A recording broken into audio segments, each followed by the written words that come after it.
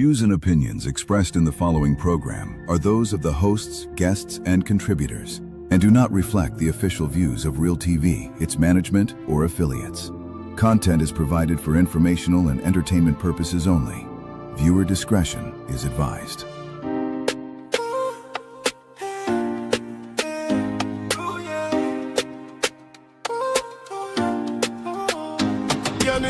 Straight to the point, we not beat round the bush. Straight to the point, yeah, we cut through the bush. From use to drama, truth in every voice. If you want real talk, this is your choice. Yeah, straight to the point, we not beat round the bush. Straight to the point, yeah, we cut through the bush. From use to drama, truth in every voice. If you want real talk, this is your choice. Current affairs, politics in the air. Social issues, we deal with it fair. No fluff, no filter, we call it how it is. Real TV vibes, what this how we miss. Straight to the point, get the people them speak. Straight to the point, every day of the week. Drama, truth, now the stories we've been. Tune in, let reality sing, yeah. Straight to the point, we don't beat round the bush. Straight to the point, yeah, we cut through the bush. From use to drama, truth in every voice. If you want real talk, this is your choice.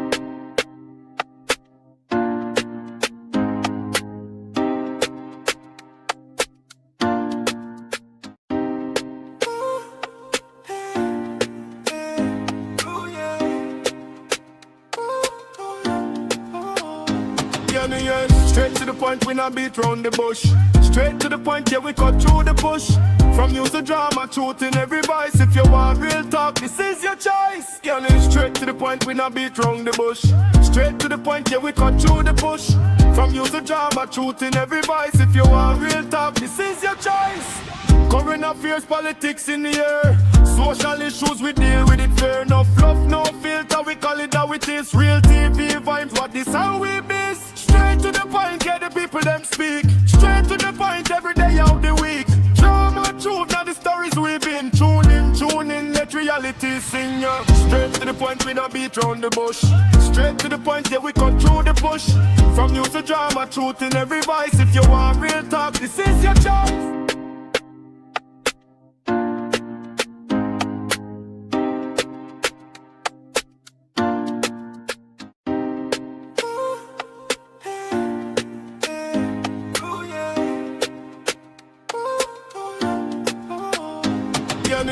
Straight to the point, we not beat round the bush.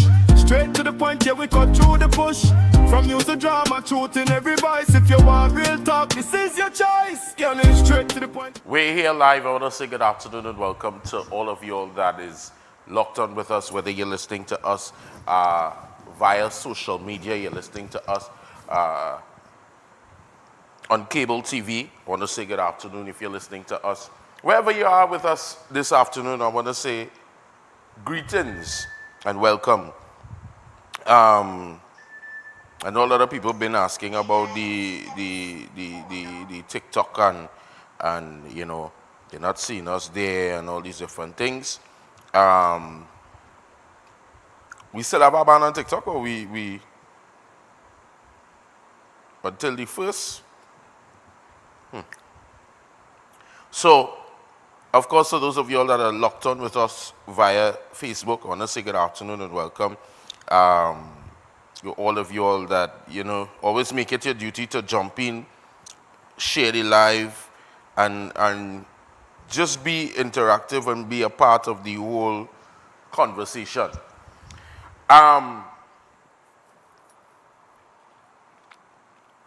Purposely, I've decided that until the end of this week, we're not going to bring in any guests. Just until the end of this week. Because sometimes you'll bring in a guest and the conversation, there are conversations of things that we're supposed to have and things that we're supposed to unearth or things that we know we're supposed to bring some level of attention to, that we just don't. And at times we could miss a lot of things that is prevalent and a lot of things that is happening because we're just not focusing on all the right stuff. We're just not focusing on things that we're supposed to take lead and take focus on and say, these are some of the things that are happening. Now, one of the things that, and you would realize that for the last couple of shows, is that I'm just getting straight into it. Because purposely for me, I've reached a point in this life where a lot of things now is just,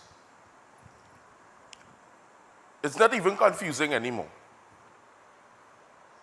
Today I saw that I saw plenty of things today. One of them was that, yesterday we spoke about the integrity of a magistrate. No names were called on the media as to who that magistrate was. And lo and behold, a group of attorneys came to social media, came to the members of the media, I should say, to the defense of this magistrate. And I looked at the publication, and I couldn't help but feel like it was an on-the-low threat. And here's my views. Let me read the article for you all very quickly.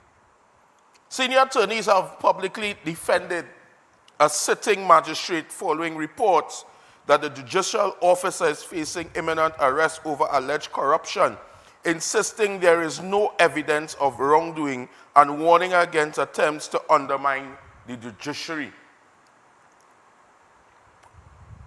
Mind you, in the earlier article, just to keep you all up to speed for those of you all who may be kind of lost as to what is happening, I put a little oil here and you've seen it showing on the thing, but it's small thing. That they said that the magistrate had US accounts.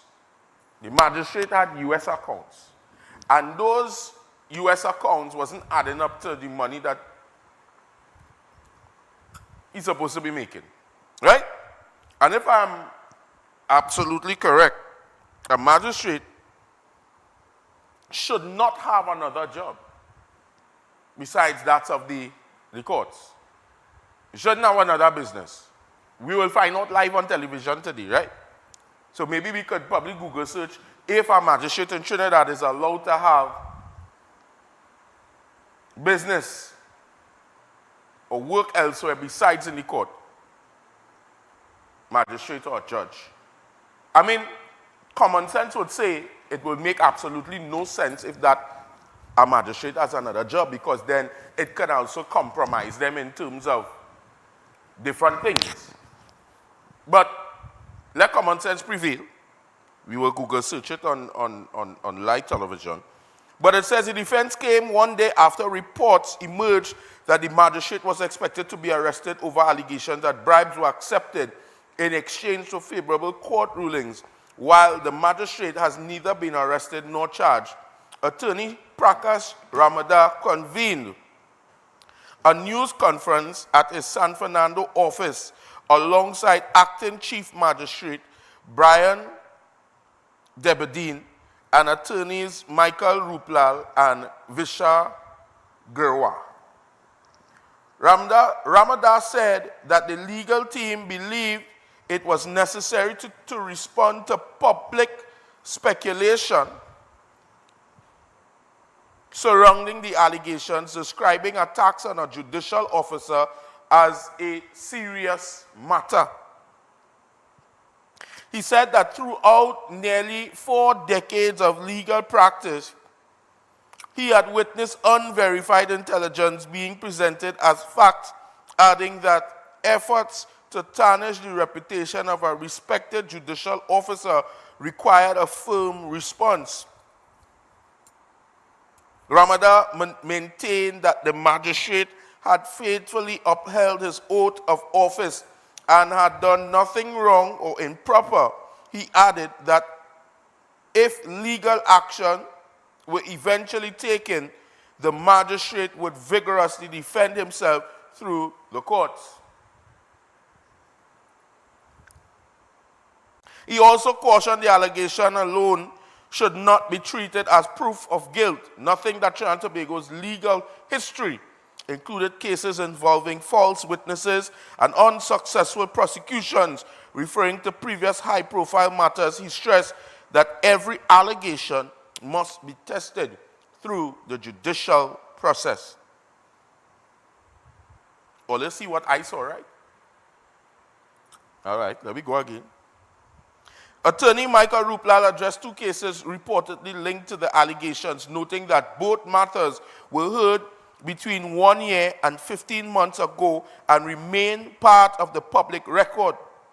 In the first case, he said an elderly holder of a firearm user's license pleaded guilty after being found with excess ammunition. Ruplal explained that both the defense and prosecution supported a non-custodial sentence, and the magistrate lawfully imposed a bond, a penalty specifically permitted under the law. He also referred to a WhatsApp message circulated after the ruling saying the judiciary had already dismissed its contents as false and had issued an official clarification based on the court's actual recordings. Regarding the second matter, which involved a cash detention order on the proceeds of crime legislation, Ruplal said the magistrate heard and the prosecution acknowledged that there were no legal grounds to continue holding the Trinidad and Tobago currency. The magistrate ordered its release while directing that the U.S. currency remain detained for a further 3 months. A different magistrate later ordered the U.S. currency returned. Ruplal argued that every decision made by the magistrate was consistent with the law and based on submissions presented by the prosecution. He said widespread speculation on social media had fueled conspiracy theories over the magistrate's identity, prompting the legal team to publicly present what they described as the judicial officer's side of the story before any charges had been laid.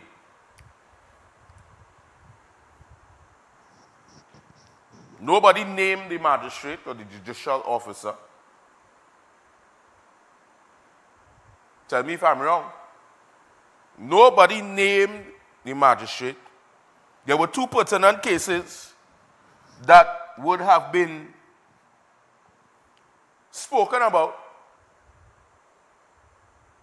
Those two cases were spoken about. And after those two cases were spoken about, if you know, you know. If you didn't know, you didn't know. But there was no confirmation. And then they said that if you all decide to charge him, man, we come in at all you. We come in for you full force. I understand. I just have one question to ask, and I'll leave it there because we need to let good sense prevail, and we need to let the law do what the law has to do, right?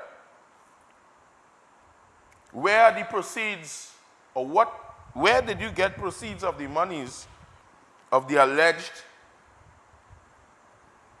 U.S. bank accounts that they say that this judicial officer has? Where is the proceeds? Where did the proceeds come from? But we're going to check. First time I check in because I never looked into what a magistrate is supposed to do. The same way, like, you know, we know police officers not supposed to have another job besides the job that they have, which is being a police officer, unless they have written consent from the commissioner of police. However, we see today police officers have all kind of side work, all kind of business, and I'm pretty sure a lot of them do not hold a letter from the commissioner of police giving them permission to do that. But me trying to bust up nobody the good living, because in this time, anybody who tells me that they are comfortable and happy on one salary, on one job, unless they are a politician, that's crazy. Because the politicians are some of the highest paid persons in society. But if I'm to say that one little bird that come in and drop in them little Easter eggs and them all through the year, every month the bird drop in a little kakada, a little pushupeng, a little small dust, and you telling me you comfortable and you happy? It's either you're selling drugs or doubles, or you're a fishers of men. Right? Let me just ask this smart thing here. Let me ask this question. How you going, darling? Of course. I can dial it back a bit. Here's a Yeah. Speeding. I just ask you how you are going, partner. Gotcha. I'm doing really well. Thanks for asking. Just kind of in a creative groove today, so I'm glad to help with your caption or anything else you're working on. How about you? How's your day going? Well, I'm talking to you now, so my day is going great. But I want to ask you something specifically, if you could help me. Absolutely. I'm all ears. Just let me know what you've got on your mind, and I'll do my best to help you out. Well, this one is more on my heart. Yeah, well, I want to know. Can a magistrate in Trinidad and Tobago have another job besides that of in the court?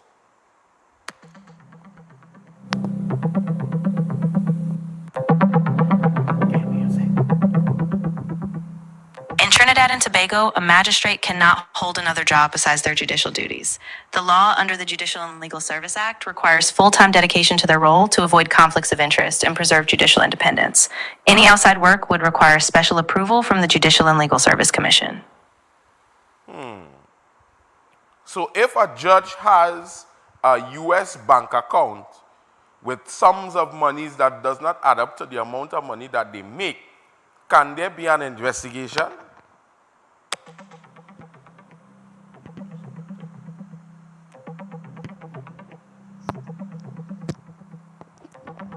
Yes, a judge in Trinidad and Tobago can be investigated if there's credible evidence of misconduct, such as unexplained foreign bank accounts. The Constitution allows for removal only on grounds like inability to perform or serious misbehavior. If there's strong evidence, the Judicial and Legal Service Commission can appoint a tribunal to investigate, but it requires a formal process and strong proof before any removal happens. How much are judges make a month?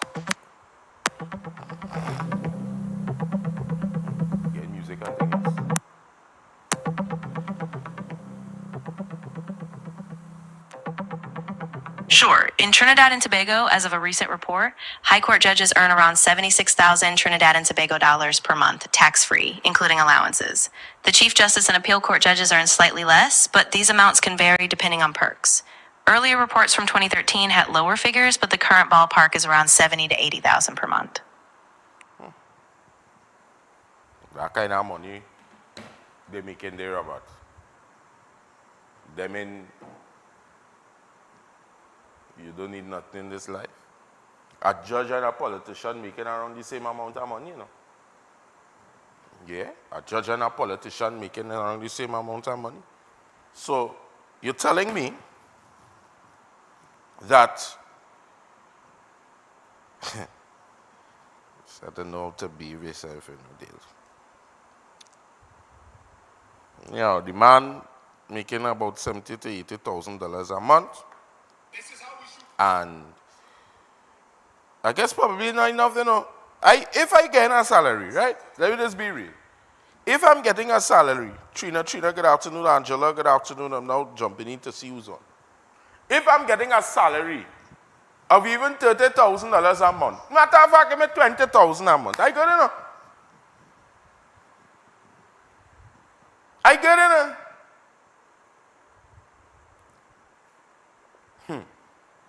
But you give me 40, if you give me 70,000 a month, but I prancing myself up and down all over the place. You didn't see it, watch now. Or you got to broadcast me from wherever I is in Trinidad. Because watch now, I outside, I dealing with things, breathless, we gain our way, I do all kind of thing, $70,000 a month. That's plenty money compared to what we just get now. Compared to what the John public making now. Now, it is easier to make a salary as a gangster. Them fellas is get paid daily, you know. Weekly paid and daily paid. It depends on, well, I ain't hear nobody get robbed and taken tongue recently. So like them fellas and them, either they get a little, I feel they get a pop work. Well, let's call the name of the new thing that they have now. Pop, whatever pop they call it. Other be that they get some kind of work. You know. Last week I was in the gas station. Last week, Saturday morning. And one of them Kia Optima pull up to me. A Kia Optima.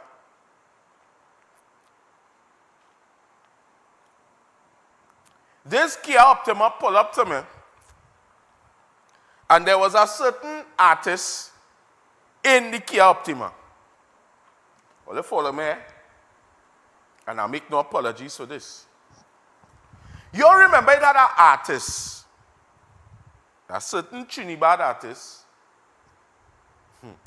that supposedly changed his life. And he was caught up in a little predicament where some men went to rob a bar.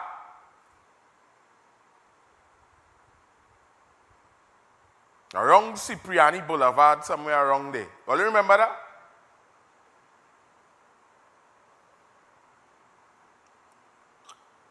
You know I don't afraid nobody. I just want Ole to tell Ole, and I want that artist to know, you see that life you live in? And pretending to be a Christian? And pretending to be a follower of God? And pretending to be or to think like you can't do no wrong? I'll blow my whistle on you today. This Kia Optima pulls up to me, but he don't remember me. And that's why I don't wind up myself out there in the media, you know. Because, you see the great revelations, it works in real time. This artist driving this Optima pulls up to me and you say, oh bro, put on the glass, he watching me, but he trying to analyze me now before he come to what he had to say. He say, your face looking familiar, boy. I say, yeah. You used to come down in the studio and I call the individuals who you used to be with and thing and whatever. I say, you used to come down in the studio with Raj and them and this, that, and the other. Him now, yeah, true. Here we go now, boy. I have some hot goods here to sell it for small money. Put on the back glass. And there's a bunch of perfume and thing on the back seat of the Optima, of the vehicle. Well, you hear what I say, right? He say, I have a bunch of hot goods to sell for small money.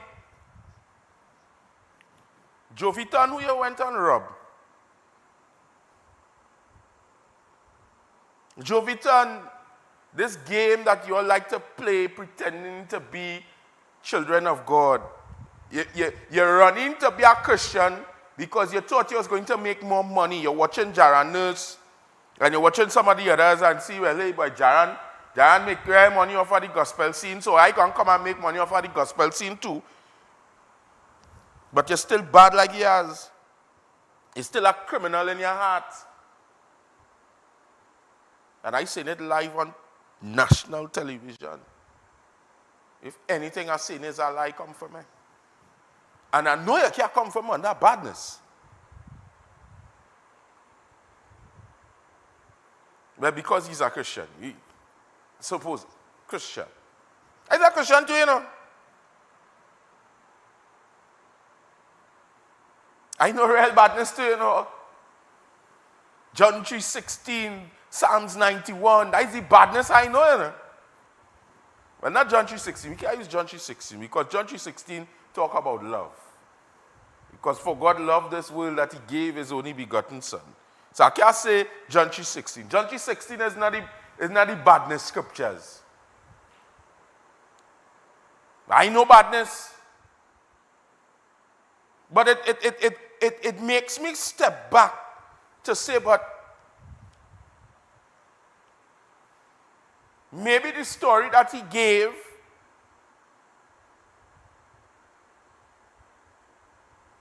with the rental vehicle and all the things that happened probably was a lie. It probably was fake, allegedly. And I've seen the attitude of Joviton before, so it's not to say I don't know who I'm dealing with. It's not to say I don't know who the elements that he's associated with. But sometimes I feel like I don't need to talk to certain people and pull them square and tell them nothing, you know. Sometimes you just need to come out in the open and just embarrass them and just tell them, yeah, what's going on. You see, that what you want, I not on that with you. Straighten yourself. It's either you're a Christian or you're a bad man. It's either you want to go and do the bangings or you want to go and do the work of the Lord. You want to go and talk and preach, but you ain't going out there and preach because you're still out there on the block smoking and you're doing, well, you're still doing your little thing and whatever. I guess God didn't convict you yet. God didn't convict you yet in terms of that. And that's not all right because at the end of the day, one of the most important things and one of the most things that I live by, he without sin, cast the first stone. So I would never cast a stone on you. But what I will do is tell you what is wrong and what is right based on what I know and my understanding. And I wouldn't let you blaspheme God because you know it's our youth men who might be around him, seeing what he's doing and feel like it's a cool scene because remember, he calling the name of Christ and saying he's a Christian, write a 2-3 song, and right now Queen's team doing better than him in making money. Right? Queen's team, you know Queen's team? Yeah, Queen's team making more money than him.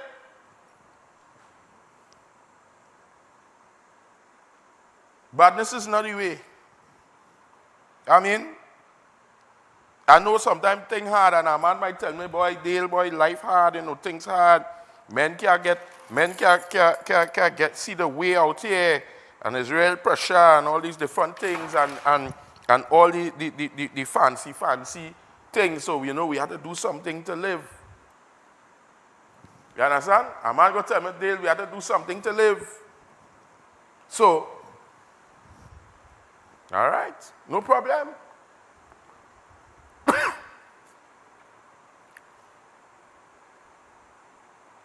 So let this be known and a message to be sent. Mr. Jovi, change your life now. You're going down a wrong path. Don't continue to go down that path that you're going down. You'll get yourself in problems. And it may reach a point of no return. But then again, I might be saying that an man must be no longer a Christian, and I thinking he's a Christian, and however, wherever the case may be. So, you go pray for Joviton. You go pray for Joviton. So he need it. So, again, you know, I'm sitting and I'm taking in what is happening in society. I'm taking in what is happening right now. And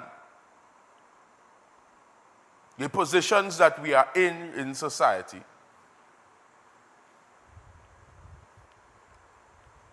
And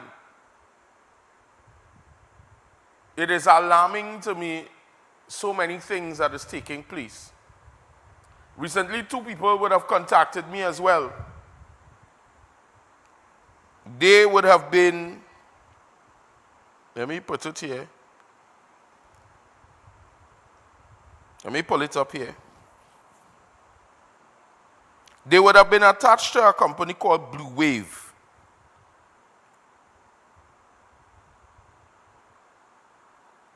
they would have been attached to a company called Blue Wave. Right?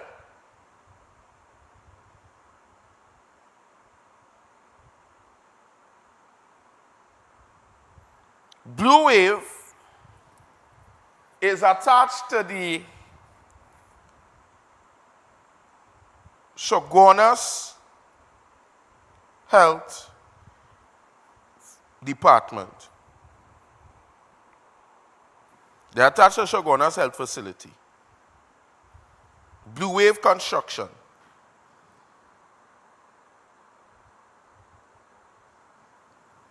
For those of you that don't know what Shogunas Health Facility is, the one on Ramsaran Street. And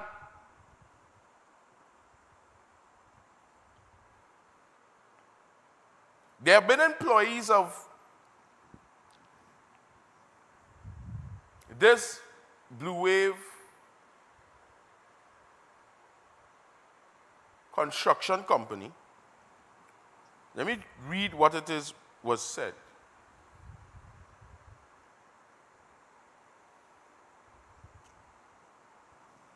So the managing, the supervisor, or whatever it is that his role and function is,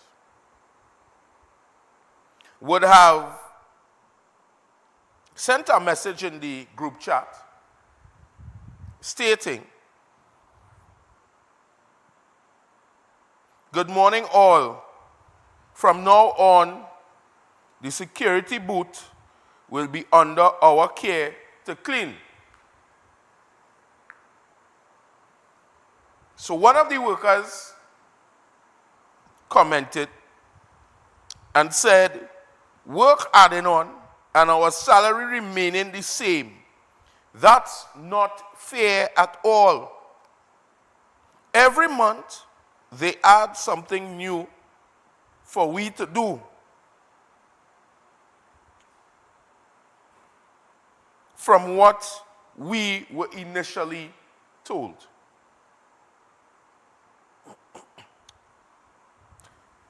The supervisor then responded and said, "Anyone else have a problem with this? Please let me know."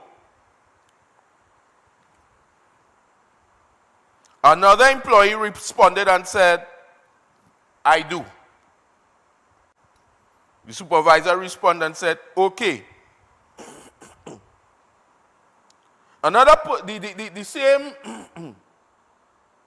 The same person that said, "I do," also gave explanation stating that the reason being this room, only the security is used, all other rooms patients are in and out of. It's understandable that we have to clean it. But as for the security room, I personally find they can clean their own room.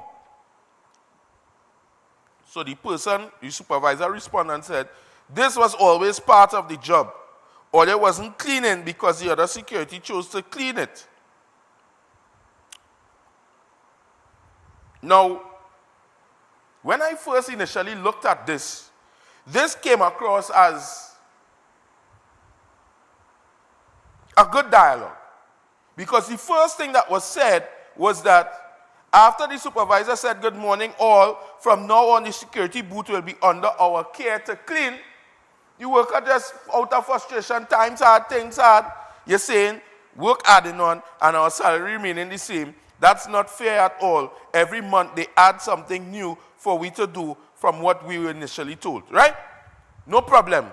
So we reach now to the supervisor messaging the first member of staff that made the comment as to the work adding on and our salary and this, that, and the other. So the supervisor sends a message, "Good evening. Based on your comment on more work and same salary, I reached out to management to discuss the matter, and my instruction was for you to be replaced, so we will no longer need your services."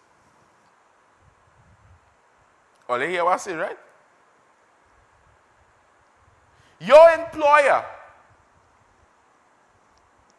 comes to you after you would have said that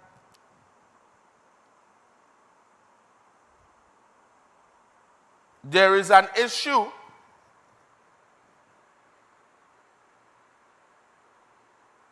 where you feel as though that more work is constantly being added to your plate and you're not compensated for it.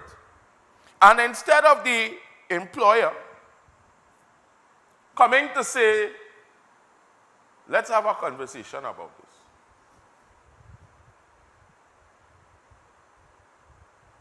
Let's have a discussion.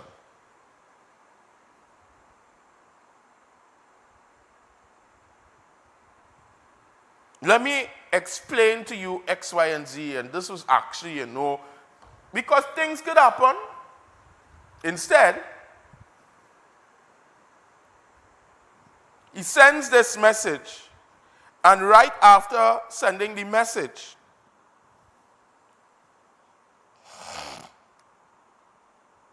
saying your services were no longer needed,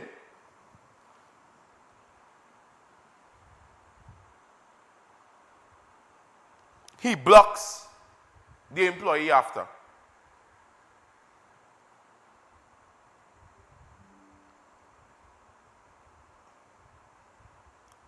This is how comfortable persons are. Donald Griffith, Brian John, good afternoon. In dealing with their employees, and this person is a contractor for the Shogunas Health facility. They have a cleaning contract.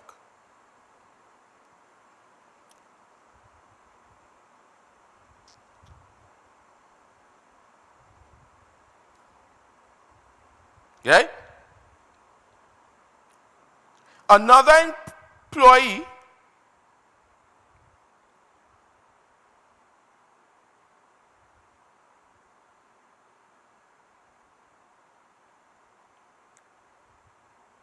who said I do was also sent home. Good evening with the fellow name. Based on the comments with the female who would have made the comments made on this, and I asked who else have a problem, you replied I do. I reached out to the management to discuss the matter, and my instruction was for you to be replaced so we will no longer need your services. Right? So this individual is saying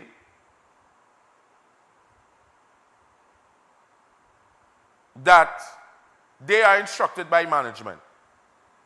Right? I want to do something. Keep your trigger finger ready here, Robert.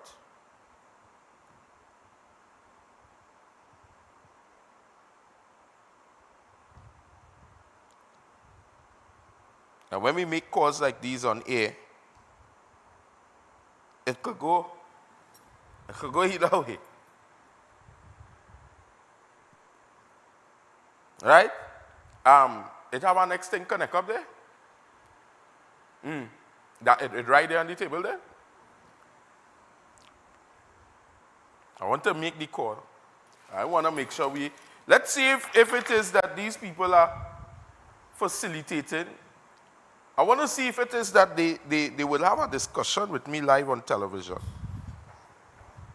Because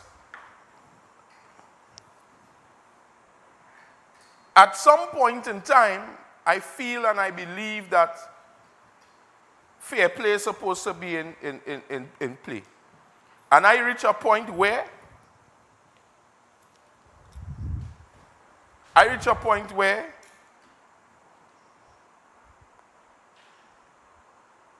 we have to be fair. We must be fair in the things that we're doing. And times done hard. We're done in a Gova season. So let me make that phone call. You let me know if you get the audio. It's rich.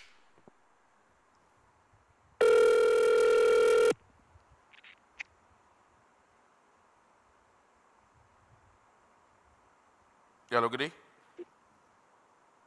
Yeah, go ahead. Hi, good day. My name is Dale. I'm trying to get in contact, or if it is that you could probably put me on to somebody who deals with Blue Wave Construction. Huh? You hearing me, right? Yes, hi. Yeah, I'm calling you back in the morning. Why are you going to get service? You're hardly getting services here? Yeah, which one is that? The field. Okay, but this is a very important matter, you know, and I need to get onto somebody urgently. So I don't know if it is that you could help me. Is this Mike?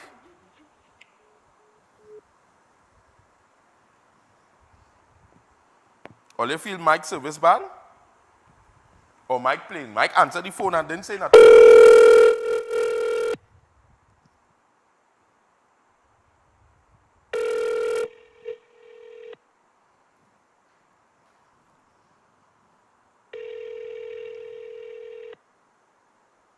Mike playing games. You have reached. All right. What's this? Call it Mike from our next number. Mike say his service bad.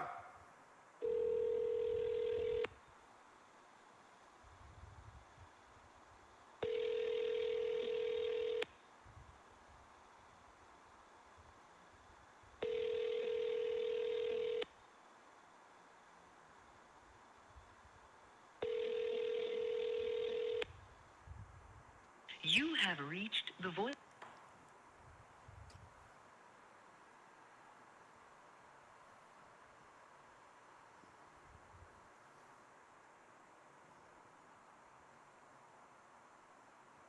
Mike talking to me clear as day. All of a sudden, Mike say he on the field. Right? Mike on the field. And he can't hear what's going on. Right? For listening, for people that listening, I only know Mike from Blue Wave Construction. But I call him and tell him, call me back, you know.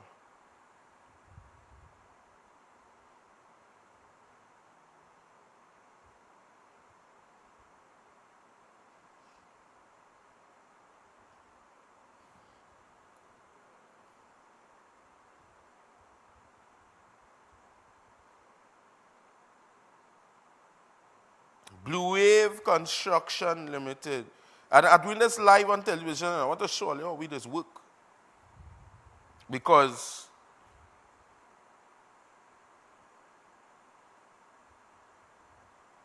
let me see something here.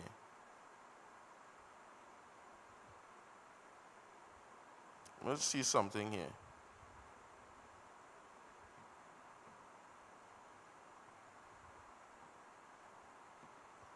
We're sorry. The number you have dialed is not in service.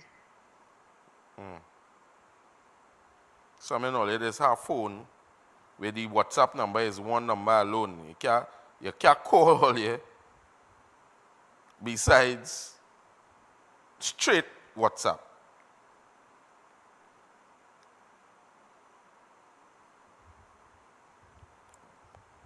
Can't call it straight. I'm thinking don't make sense again, you know, because somebody could get your number, go recycle, and then pressure.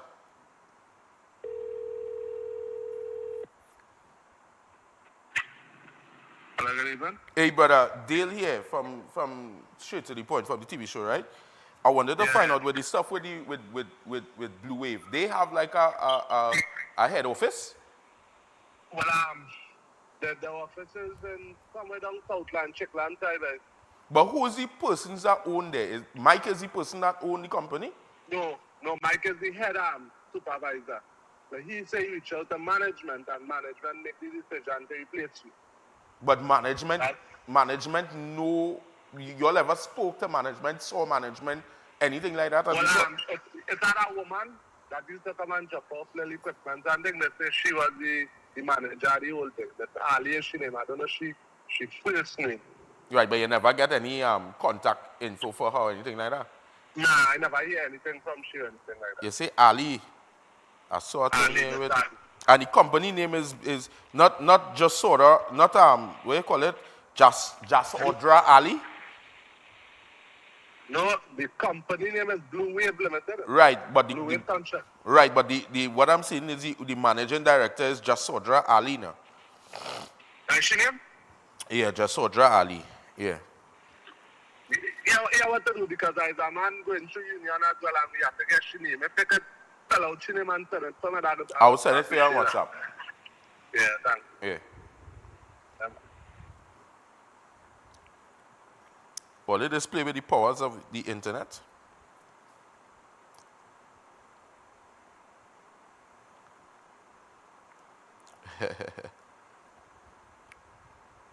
I'm surely with this guy done.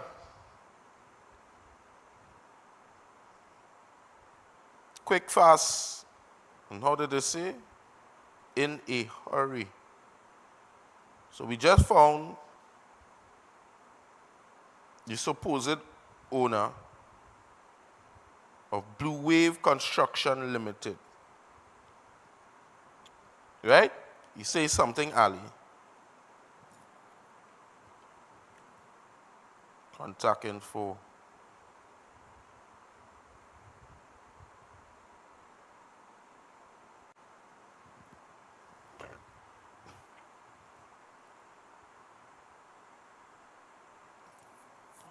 Need to get, let's see. So Blue Wave has been in existence for almost 13 years. Well, I don't doubt the power of the internet, you know. I need to get, let's see, right? But imagine a big company located in Couva, Grand Couva, Trinidad. Right? Not a contact number. Not a nothing. Yeah.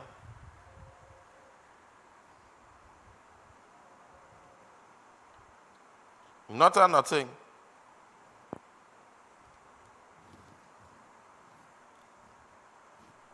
So let me see.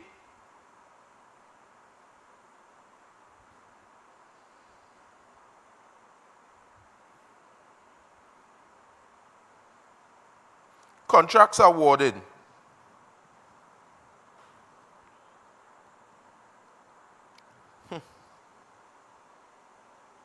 So I reached NIPDEC site here.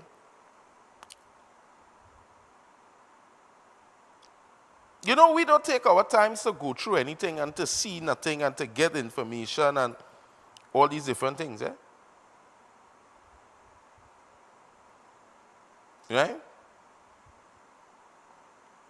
If I tell you, I seen how much the contract, the tender was for.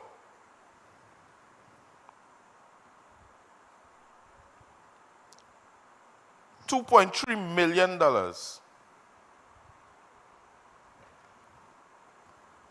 via NIPDEC.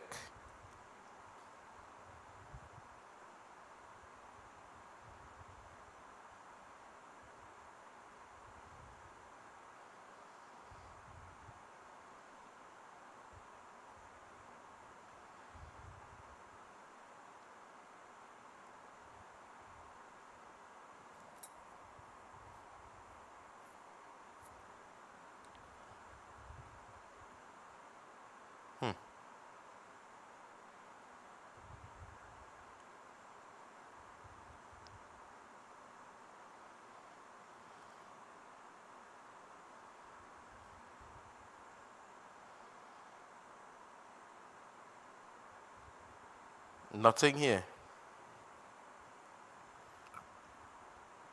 Blue Wave don't exist on the internet. Just Sodra Ali. Let me find you here. Just Sodra And my thing is, it is not a normal practice that persons are fired the way that they are. You understand?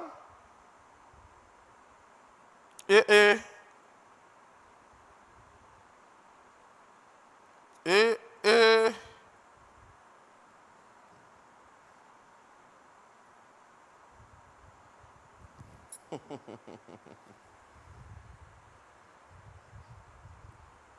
what's going on? We'll take a break and come back. When we come back, we'll make a call. I'll make this call off here. Because, I tell you, don't doubt the powers of the internet. You know I find you, man?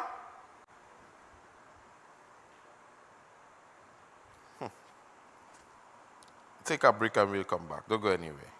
On the bush, straight to the point, yeah, we cut through the bush.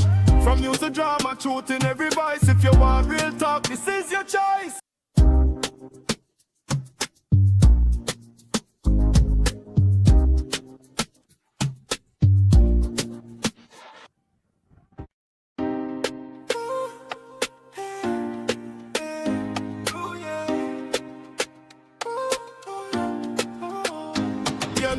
Straight to the point, we not beat round the bush. Straight to the point, yeah, we cut through the bush. From news to drama, truth in every voice. If you want real talk, this is your choice.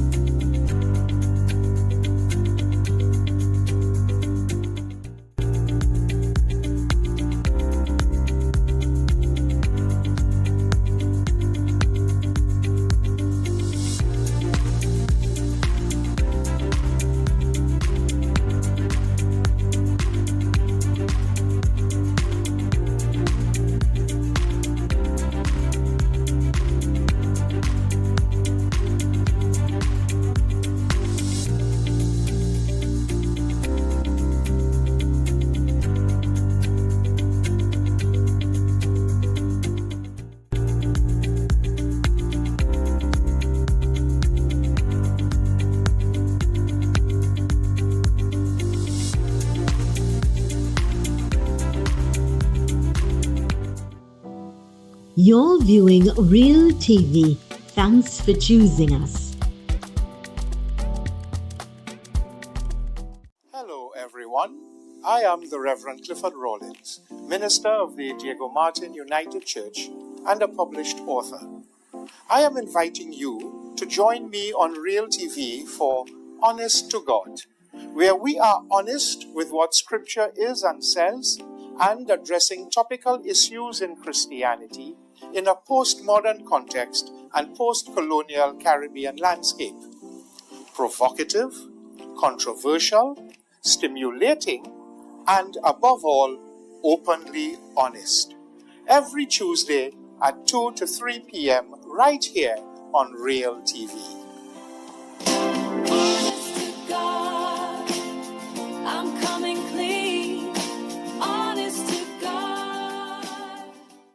Ladies and gentlemen, young people, senior citizens, it is my pleasure and privilege to invite you to look at the program Inspired on Real TV at 2 p.m. every Wednesday afternoon. Inspired is designed to lift your spirits, to help you overcome depression and failure so you could be an outstanding, extraordinary success.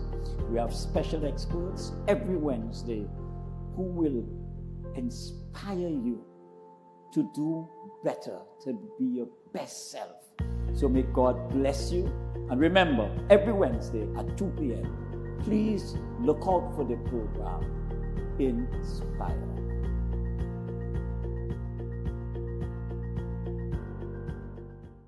I am Walter Stewart, President of the Trinidad and Tobago National Council of Parent-Teacher Associations Incorporated. Join us every Thursday, 2 p.m. to 3 p.m. on Real TV, where we look at NPTA Speaks, National Parent-Teacher Association Speaks, on topical and relevant issues pertaining to parents, teachers, education, and students of Trinidad and Tobago.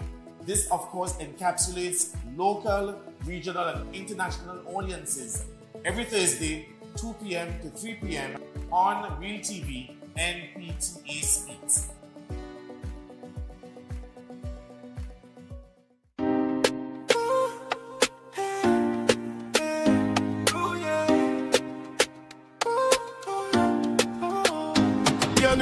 Straight to the point, we not beat round the bush. Straight to the point, yeah, we cut through the bush.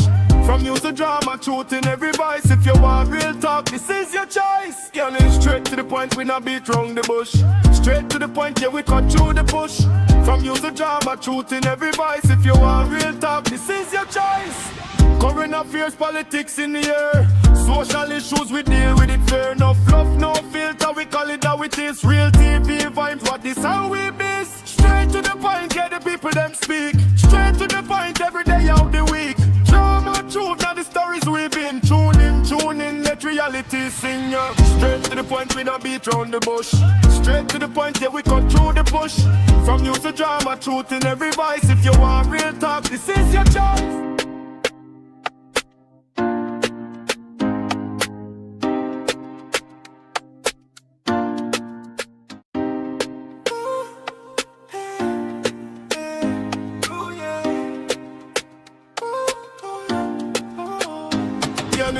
Straight to the point, we not beat round the bush.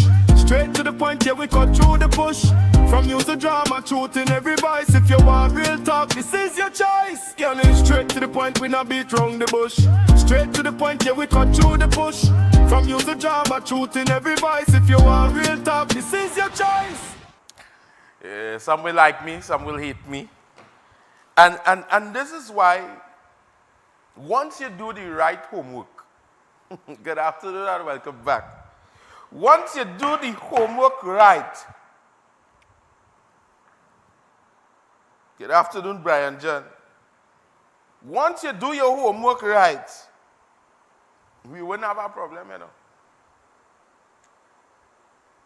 You know that? And in this life, it's all about communication. It's all about, let's figure it out. I reach a point, I tell you very seriously, I don't have time for nothing else. I don't have time to try and lahe and expound and this taking long and nah, let me get it done. And if you can't get it done, I go get it done. Trust me. No set of simidimi, no set of long talk, no set of schematics. These groups in that serious. And I will just pick up and say, okay, and that's it. I wouldn't ask you anything again. And I made a call because the circle is small. I made a call because the circle is small. And I like to give people chances. So I'm waiting for, see what I'm doing here? I'm waiting. We have a conversation, and then I'll know what to do after.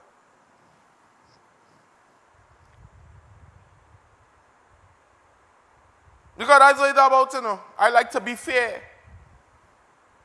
I love to be fair. But we have to understand that these are issues that are real. I spoke to Jaden Diaz's mother She under pressure, she hurting.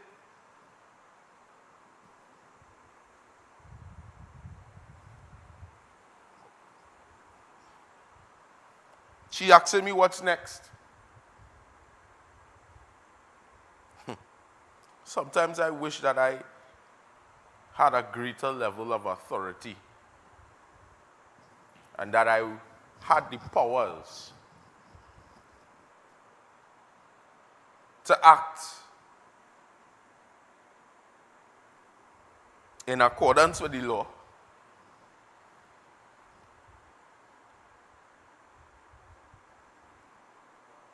To resolve certain things and to give people the results that they need,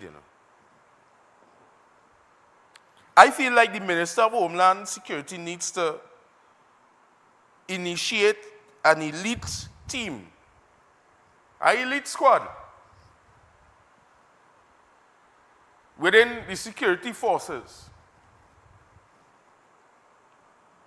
You bring people who can use their resources, good nature, good talent, influence, to solve things that the TTPS may be taking too long to solve. And sometimes it's not that they're taking long to solve it, Sometimes it's not that they don't have the resources, But because of fear, because of favor, because of friendship,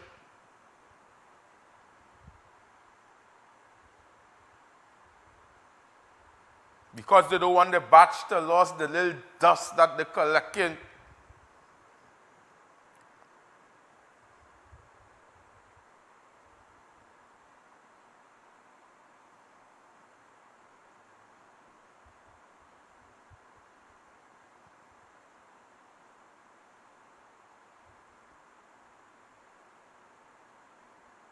Problems.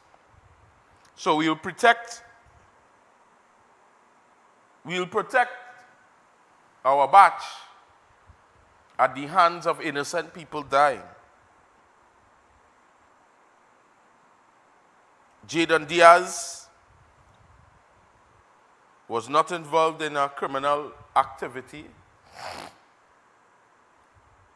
There was no gun recovered at the crime scene, as of what they reported and said that a firearm was seen, pointed in the direction of the police officers, and based on the use of force policy, he acted in accordance and fired a shot. Imagine I don't even like to call myself a journalist, because the criteria of a journalist doesn't saddle under me very well, A journalist has to be a fraud. A journalist must be willing to lie in writing. A journalist must be willing to stay quiet when the editors make changes to their stories for it to be sensationalized, or to please their financiers or friends. I could never be a journalist. A journalist deals with situations and brings stories to the forefront that will not affect their pockets in a negative way. So for me to class myself as a journalist would definitely be a ludicrous situation.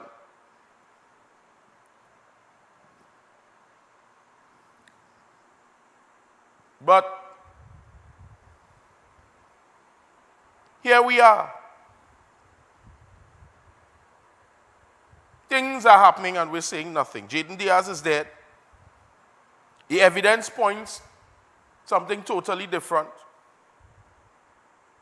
Police say he faced them, pointed an object resembling a firearm. They shot. He got a single shot to his chest. When it is we look at the body and the evidence provided, he was shot in his back.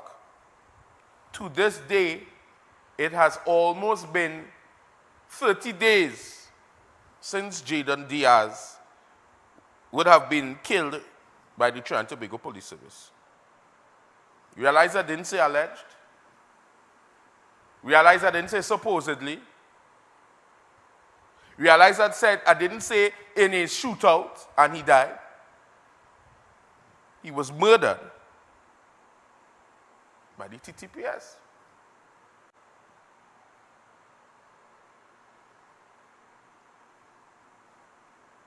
There's a man who was shot 14 times. The police told the family, hush your mouth and take $50,000. When they refused, a detention order was issued, and he's in ECSRC or ESRC or whatever you call it.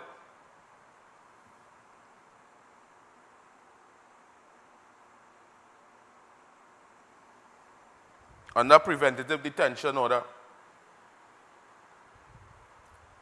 There's a video where the Minister of Homeland Security says he does not issue PDOs.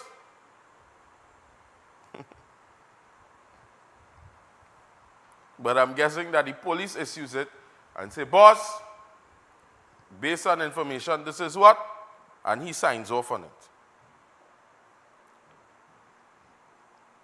I've read some PDOs that I've asked myself if the minister himself, being a former police officer,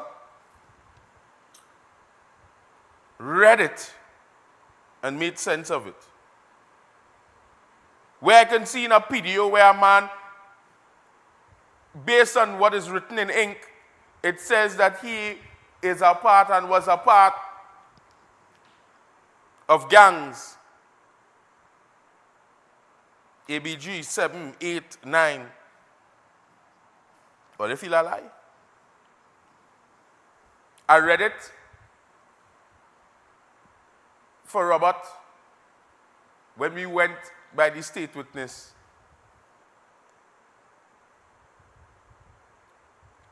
And when I read it out and saw what was said,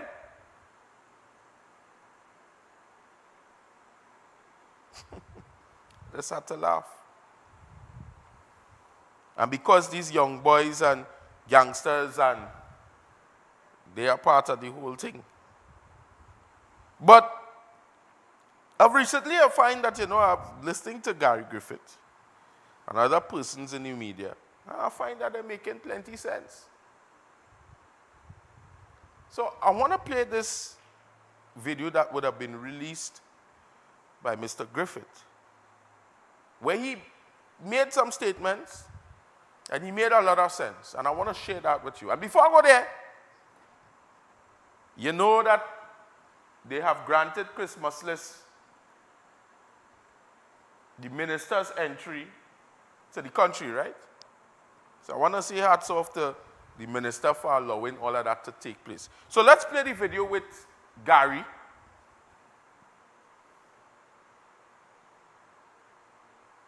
And then we'll come back after that. Good evening to all citizens of my country. Before I commence, let me make it clear that as a patriot of my country, I fully support this government and our Prime Minister and will do everything possible to ensure that they succeed in serving our country. The comments that I am about to make would initially cause some to automatically turn to an issue about PNM versus UNC or Afro-Trinidadian versus Indo-Trinidadian, 1% versus 99%. This is not what it is about. This is about Trinidad and Tobago and doing things in the proper manner.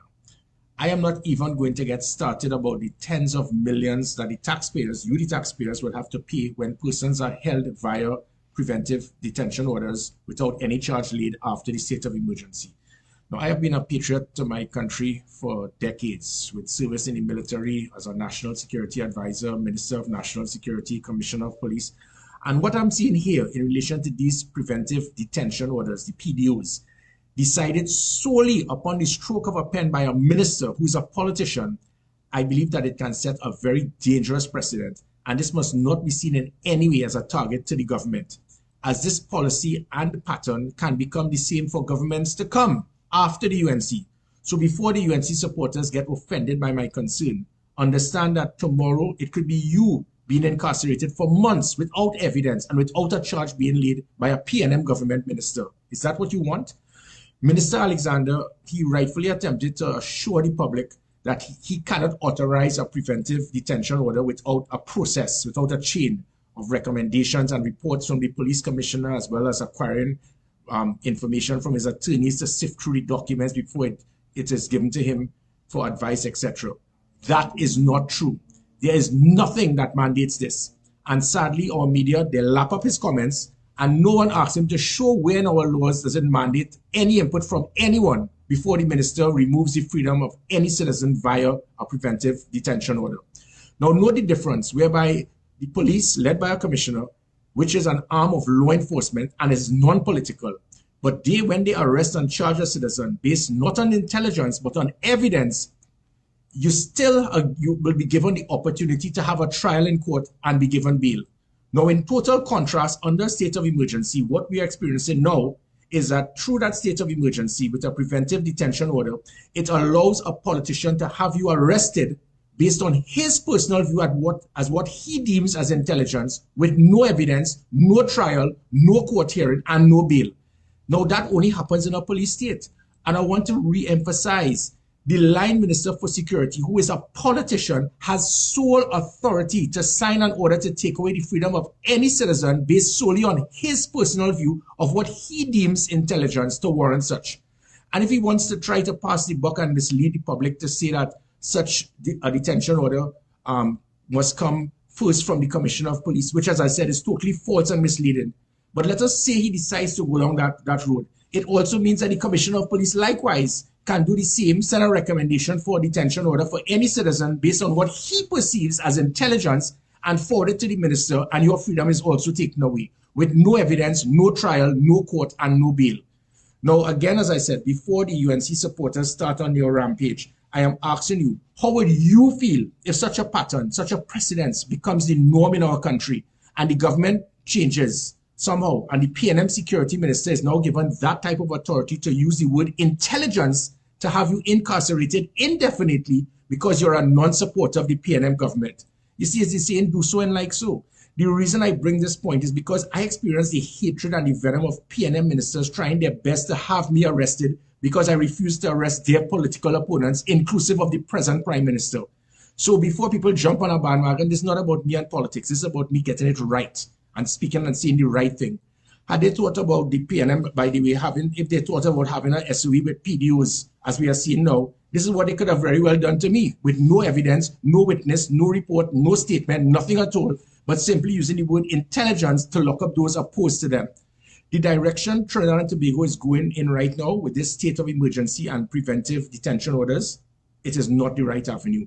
The most fundamental right of any citizen in any part of the world is your right to live.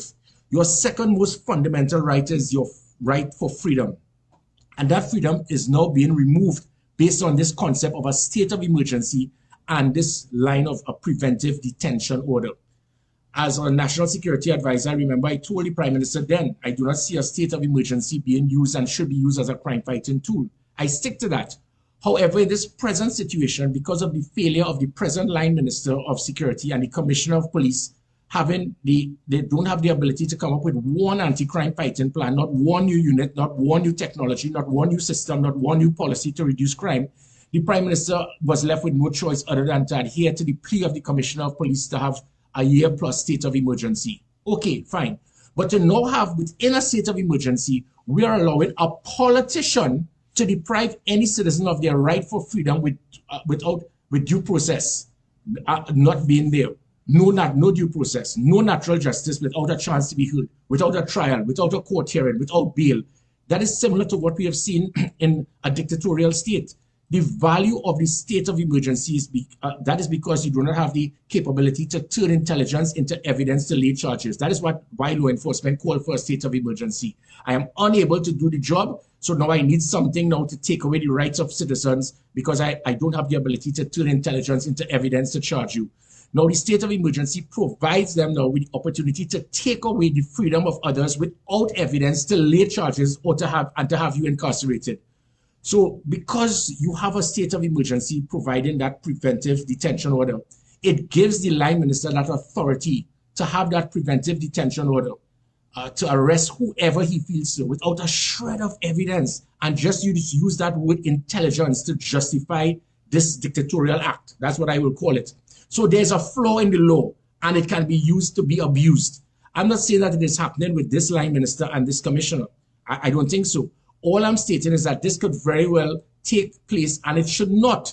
It should not take place in a country that's a democratic society where you have the right to be free, you have a right to be heard, you have a right to protest.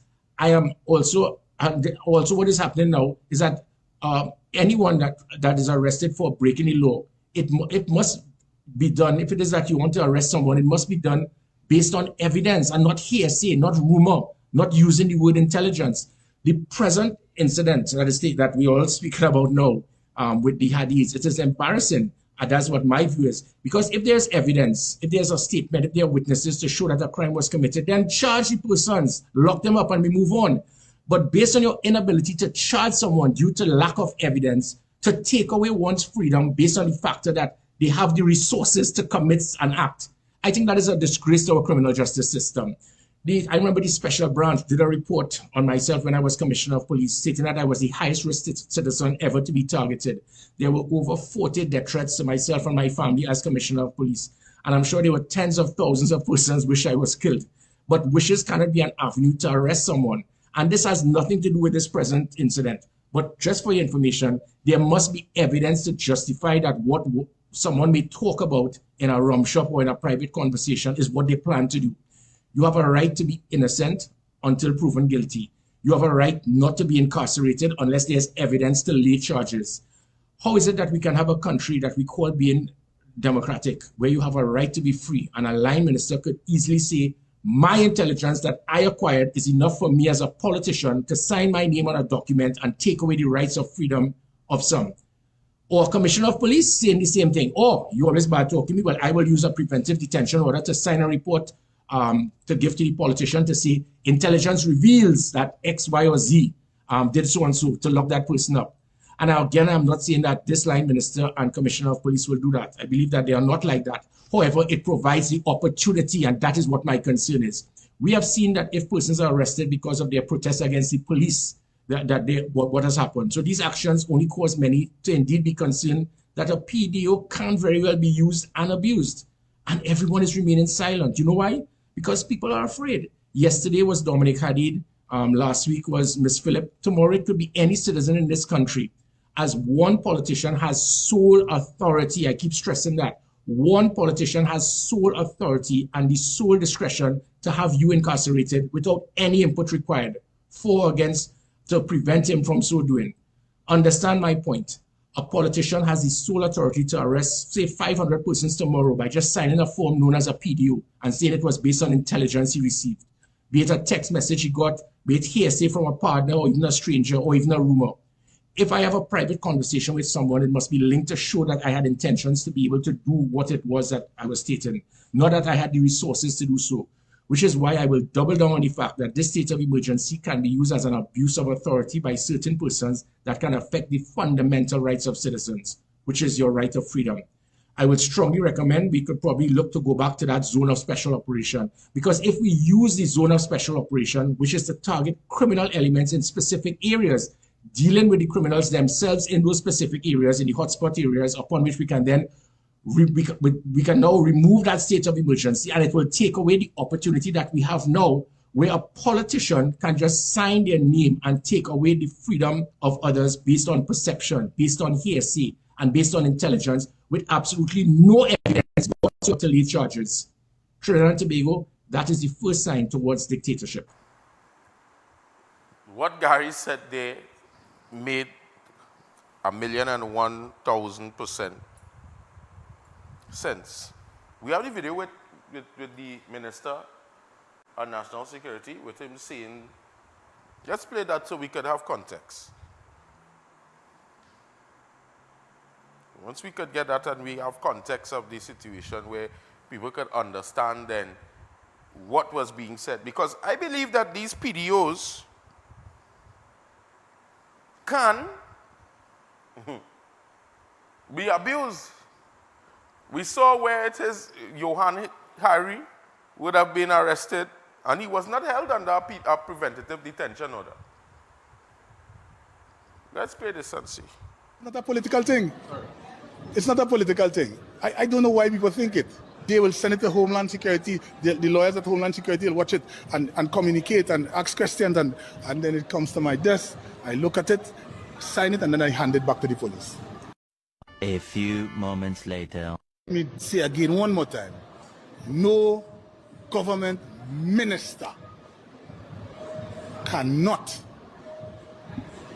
instruct anyone to take out a PDO for anybody. A lie again. Lie, lie, lie, lie, lie, lie.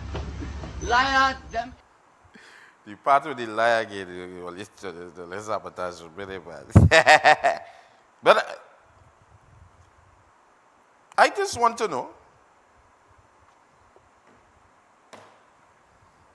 because it's concerning, and you know, these are things that would have been in the discussion line for some time. And right now, the most dangerous things that we have is a PDO and parliamentary privilege. I heard that there was something where some action was going to be taken down by a friend favorite building now in the where you call the place? Balize House. I hear that they wanted to, they're going to close down or do something or the other where Balize House is concerned. I don't know. I don't know. Maybe. You'll see how it goes. I want to play, we have the clip with the Prime Minister where the Prime Minister was saying what she had to say on the 13th of March 2026 in Parliament. I want to run in quickly so we could play that. Let's see what that has to say. A short distance away from this building, the new blood-red Balize House stands as a gravestone to drug money, pedophilia, and theft. For almost a decade.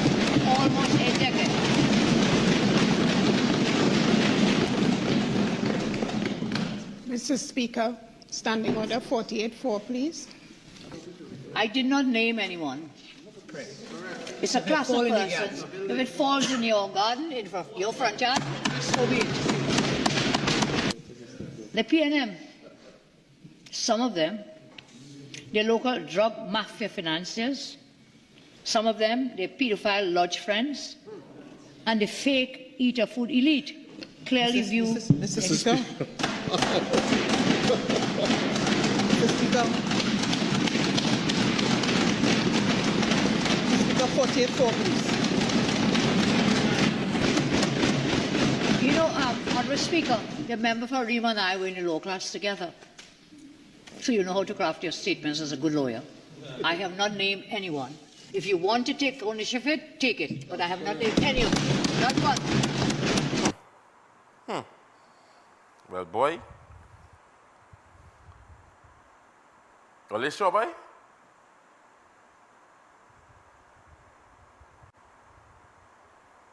Crazy, this is crazy work, really crazy work on the inside where this is concerned. And you know, I'm still trying to really understand, because if I go back to 2024, there was something that was said in 2024. And I'm just doing this to play some of these videos for you all to reach that point where your mind starts to jog in. I want to play that clip with Mr. Gary Aboud. I want to jog your memory a little bit. This clip would have been done probably in 2024. Gary Aboud would have come out and made some statements. Let's take a listen, and listen with with the ears to understand, and let's see where that goes. So let's go to that. Hi, my name is Gary Aboud. I am the Corporate Secretary of Fishermen and Friends of the Sea. I also own a private company which I built from scratch. 30 years ago we started, and today it's a prominent contributor in many areas of national development. I'm not blowing any horns, but we all have a place here. Now, the UNC has gone down a road where its main spokesperson is spreading hate and wants to expel and close down all of the 1%. Now, this person never made any success of any business whatsoever. And with great respect to Kamala, I'm wondering, why would she want the UNC to hate and expel businesses? So Extra Foods should be shut down, Starlight Drugs, Starbucks, Venco, Mario's, Possad's the Food King. There's plenty people who are millionaires in Trinidad. And we have a place here, and we have a contribution to make. Now, if Kamala wants to divide the Africans and the Indians and spread hate amongst them and divide them even further than the demons that already have, then maybe she should be part of the labas and the dustbin and a cesspit. But don't take all the good people in the UNC and drag them down a road where they want to hate each other. Successful businesses have a contribution to make. We are citizens, we are patriots. I have no shame in my success. I have worked 12 hours a day for 40 flicking years.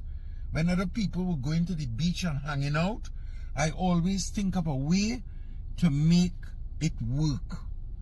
Now, Philip Alexander wants to hate me. He's a Syrian like myself. Because he didn't make a success of his life, he wants to destroy people that have worked 12 and 14 hours a day to make theirs. Is that what the UNC stands for? For a man that called the leader a drunk and a whore should now be waving a flag conveniently. Could you imagine Mr. Alexander as the Minister of Finance or the Minister of Works? Where does his excellence come from? What has he contributed to national development that the yellows, the UNC, should grab onto him and make him the mouthpiece of the party? I don't have no alliance to anybody. I am looking for love and peace, for unity, and for national development that could help all people. Where does Philip come into this? What is happening to the UNC? If you belong to the UNC, have you lost your tongue? Have they cut it off? Are you neutered? Don't you see what is happening to the UNC? As it stands now, I'll tell you with great respect, I would be willing to work with anybody to fight the UNC so that this nonsense that Kamala is promoting is cut in the bud and she is kept out of Parliament for life. Just for what has happened with Mr. Alexander and what he has said in the past 2 weeks is enough grounds that nobody should vote for the UNC. Let's shut them down because they are spreading hate and division, attacking national development. Who is going to develop the national economy without capital? People who can't run a business can't run a business. I'm not saying that we should create a green carpet for business people to run away with billions. But there has to be a level playing field where we all have a part to play. Extra Foods came from nowhere. Pennywise came from nowhere. So what? I must hate Pennywise because he's brilliant? Because he has a team that held together and built his company and gave the consumers something that made them loyal to him? Come on, we're not going down like Chavez. We're not expelling 20,000 businesses, Kamala. With great respect to you, Kamala, you are leading your people astray, and I must encourage you to re-examine what your strategy is. If it is a strategy of promoting hate, then it's time we shut down the UNC. Completely shut it down. Get rid of all of them, because they're not worthy of the flag of Trinidad and Tobago.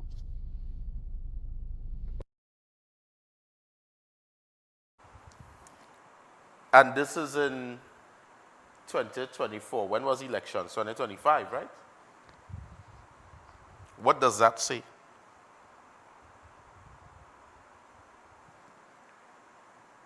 Keep understanding that this is what it goes to. So, we've seen over the years, we've gotten warning signs, and we're still going on the same way. Today they're going on say it's a PNM. But I don't like none of the parties, to be very honest and to be very quite frank with you all. I don't like none of them. But they're going to say Dale is a PNM. Yesterday I was at UNC. Today is a PNM. And tomorrow I might be a PEP. I know. I might be a PEP tomorrow. But today they're saying it's a PNM. That's all right. And you know why? They're going to say, look, first he petticoat showing, he put on a red shirt today, you know. I can come here every day of the week with a different party jersey. That's to tell you. I have a PNM jersey, and I know cheap thing, polo. I have a PNM jersey. I have a UNC jersey. You know the dry fit that they have with the polo, with the blue and the thing and the stripe. I have one of that too. Because our partner carried me at UNC meeting. He said, boy, vote for them. I have a PEP jersey. I have a PDP jersey.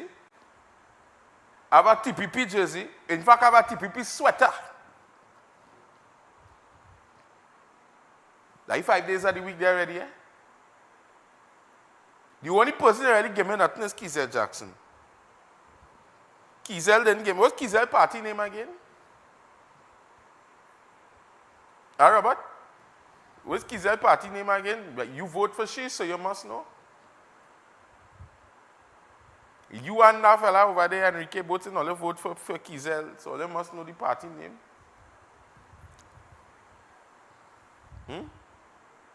The toe, but you must remember it was the toe on the ballot box. APP, right. All people party. I ain't got nothing from them. I ain't got no goodies from them. They don't like me.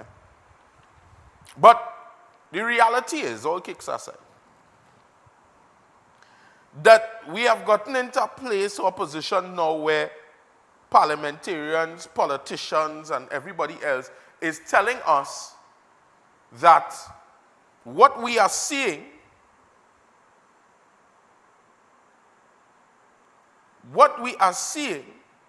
is just whatever. The government is telling us, yeah, what's going on? XYZ is the case, we know better, we seeing better, we hearing better, But that's it. That's all, They are telling us, the Minister of National Security is saying, I don't issue PDOs. The security legal team and all the others, they jump out and they do what they have to do, and that is it. And I'm telling you all, if the Minister of Homeland Security tell you that, then I am the best roti maker in the whole of the Caribbean. I am one of the best roti makers in the whole of the Caribbean, because that makes absolute no sense. But then I realize that we're in a state now and in a society where we encourage nonsense, and we encourage stupidness. We encourage people to break the law. We encourage people to no longer be accountable. And while it is that we was looking at the video, I actually looked at a situation here. You all remember the guy I was talking about yesterday? That we went last week Thursday. Last week Thursday I went to this guy.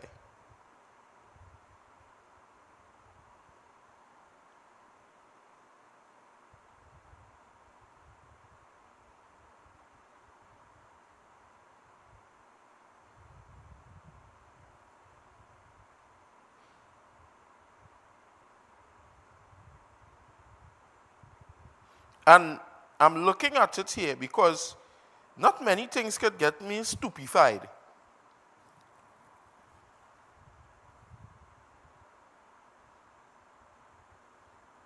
And I want to just dive into this very quickly.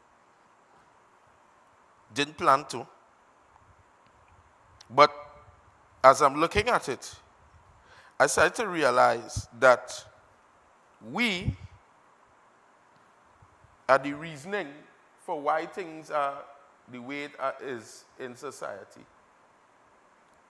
Right? In terms of in Trinidad and Tobago, we accept a lot of things and we make excuses for things that we shouldn't make excuses for, if that makes sense. Let me read what I posted on social media 4 days ago.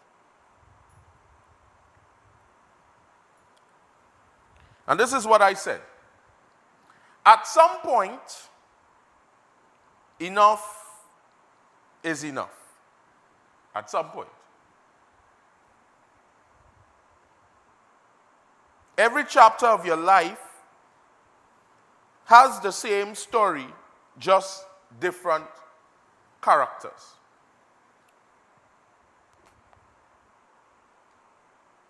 You said that I had a thing with a screenshot, but it was a video with a voice note I was playing from Messenger. I'm not sure if it is, you might still have it. If you don't have it, let me know and I would send it back for you. Let me see if I could send that one time.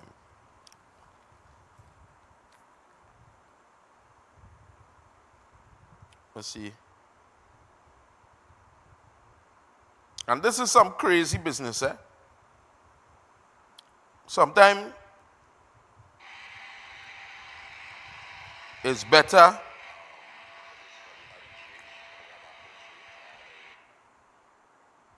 and I want to mash up some people, but I have to behave myself. So every chapter of your life has the same story, just different characters. When things don't work out, it's your mother because she chose a black man. Then it's your brother because he's rich and switch. Then it's employers because they don't like you. Child mother and her siblings advantage us. And you couldn't take it, so you left. But that's not the real story. Now it's people from church because they made a move. And I put in brackets, the man whose name on the church building and tried to make advancements and allegedly was blanked and stopped helping you when they couldn't get what they wanted. How long is everybody else going to be responsible for the consequences of your own choices? You don't show up for work consistently. You don't keep jobs. You don't stay committed to anything. You expect people to understand, forgive, and keep giving you chance after chance while you put in little to no effort to change. The truth is, people don't stop helping because they're tired of helping. They stop helping when they realize they've been taken advantage of.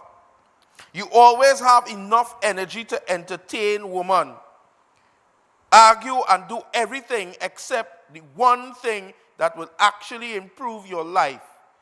Take responsibility and work. As it reflects holding you down.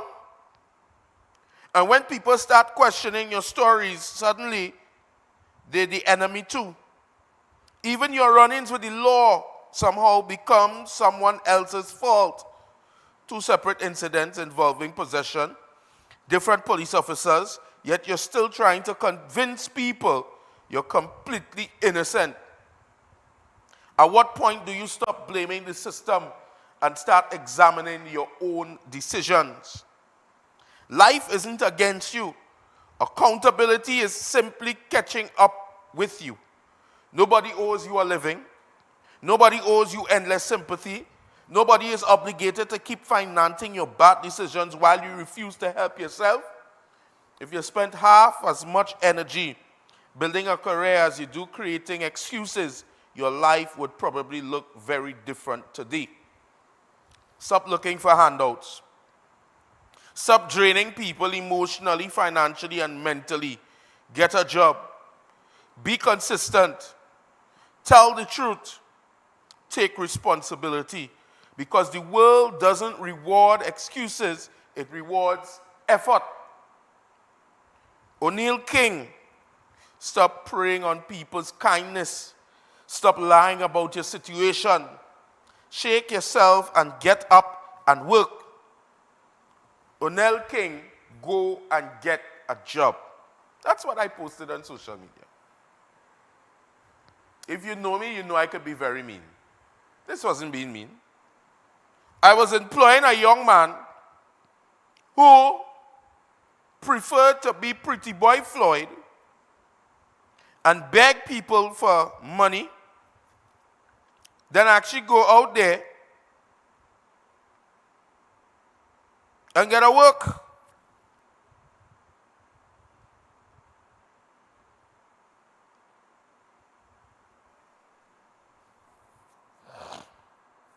And when I did this, it was to put and to stop O'Neil directly in his tracks, because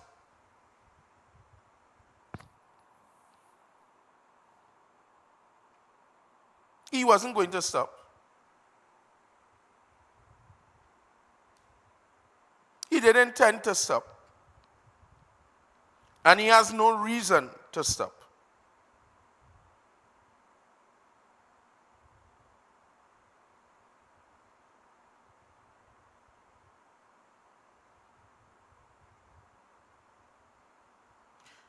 So people started to come out. One guy started to message me. One guy said, boy, since 2018, this man begging. He get out of his mother house, he this, he that, he da. Right? But here's a very interesting comment. This person commented and said, I wasn't going to say anything on this, but I have to speak, seeing that I know all about this story.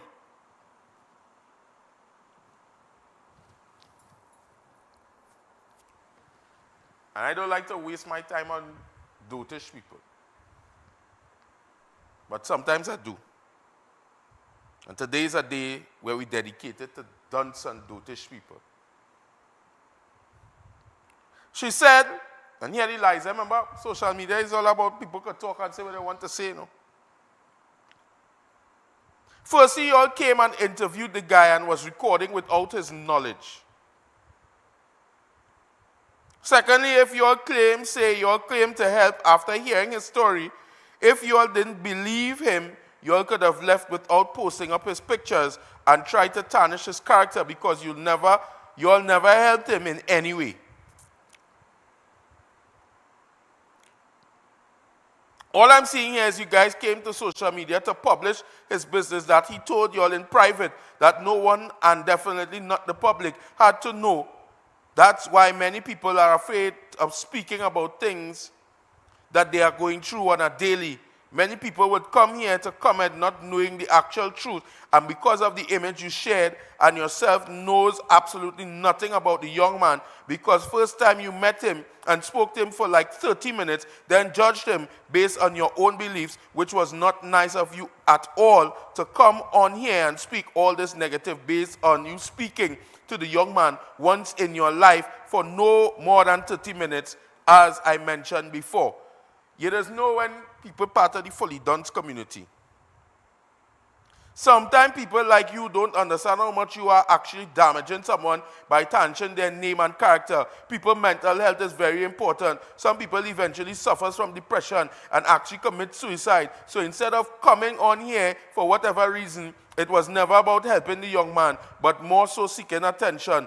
This was just my 2 cents, seeing that I know about the young man's situation now personally, and you also took old photos from his profile while he was in a much better position in life many years ago to paint a picture to go with the story you put out there for the people that doesn't know better. But this, I would say, the guy never bad beg anyone. He's going through a situation right now. You said that you came to help when that was never the case, and you all should have never placed this here.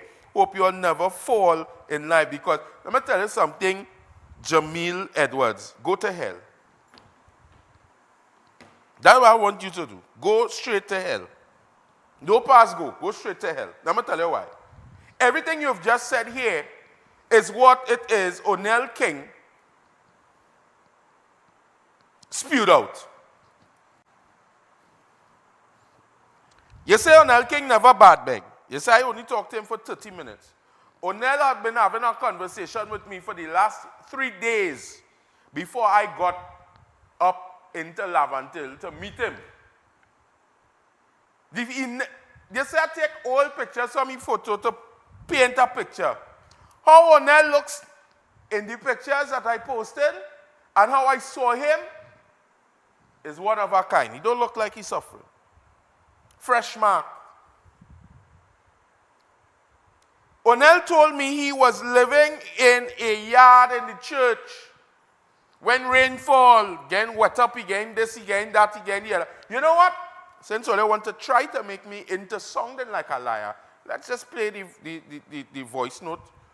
I ain't playing the recording that I recorded because I'm waiting for him to jump out. I tell him, stand strong to yourself, be truthful, or else I'll expose you. And I wait him because that recording, I have sat down with him. Wait till he come and he talk about the man who come in to clean the church. And the owner, the man who name on the church, he have a play and he tried to make a move on him sexually in the Baptist church. Like what the man said Saturday, they was coming to put him out of the church. But you know he's still there. Since 2018, you're bad begging. And you're so damn arrogant, when nobody give you anything, you just... But anyhow, I won't get vexed. We will just keep posting facts and receipts. Let me play the receipts for we now.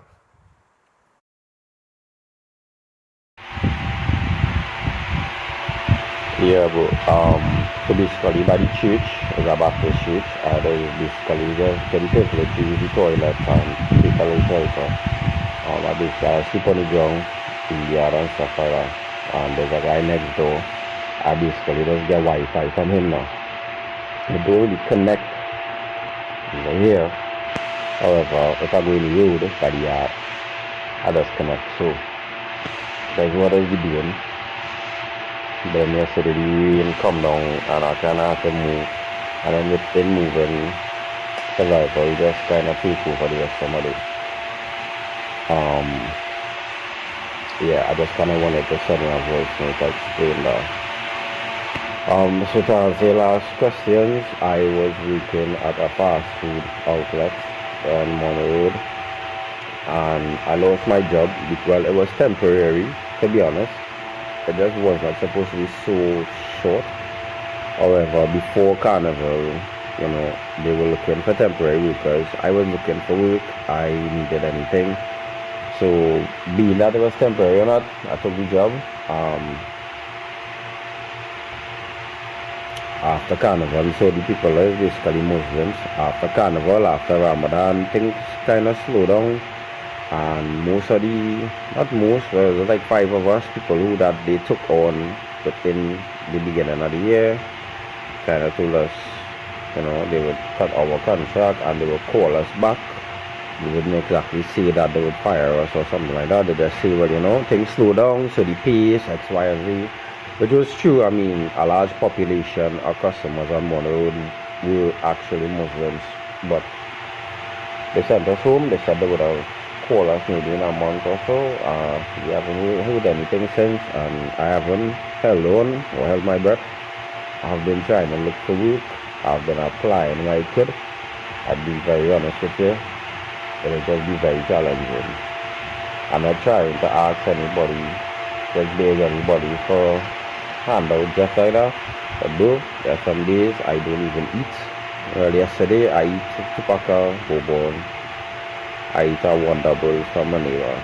So I'm not gonna lie, I put something in my stomach. But there are days I do this because I would starve. I would not be able to eat. I wouldn't be able to move around. I wouldn't be able to do anything. Sometimes it's a challenge if I was to even meet somebody or to reach anywhere in terms of transport, this kind of thing. But I could show you my chat. I could show you like my messages to show you that I have actually been in this situation for a bit. I'm trying to get an apartment, which, to be very honest, without any help, without actually working, it's just I'm not really seeing my way. The apartment is not far from where I'm staying. It's on Parsi Street. The person giving me the apartment for 900 told me, well, you gotta find my situation. He told me to forget the deposit and whatnot, just try to make all the money and come in. I'm working towards that. I'm being honest with you. Anytime I get my hands on a little change, it does not be like no large amount of change or anything like that. You know, it might be like a little 200 or 300 if I get from like anybody close to me. It's hard for me to be able to rest down, to try to save, to try to pump out something when every day I kind of need to eat. Every day I need to move around for money. Money can never really just stay in my hand.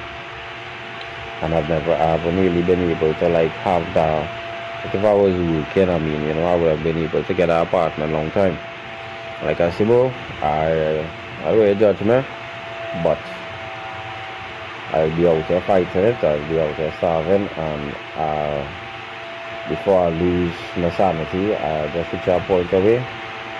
I put away my pride and decide to reach out for help. Even if somebody wants to assist me by simply coming and see me, bring something for me to eat, if they want to help me however I could, God know my heart, one day I will catch back myself and I will see my way, I will prosper. I would be able to, you know, return the favor. I'll be able to pay back anybody if they so desire. However it goes, I am just asking anybody to reach out their hands to me at a time like this where a lot of people that I would have been there for, just not there for me. I really don't have anyone. So again, boy, from my heart, I just ask him to consider me. However you could, in whatever way, if you could reach out to me, I would really appreciate it, bro.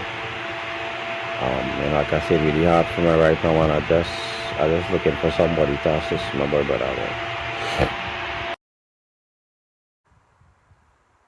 You get that?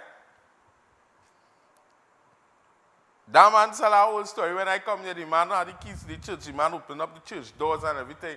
And you telling me you so done and dotish, rain falling, and you say now outside in the so-called yard that you're trying to paint a picture to tell me.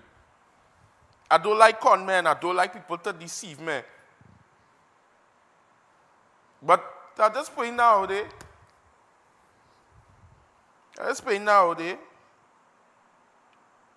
yeah, we pray for him.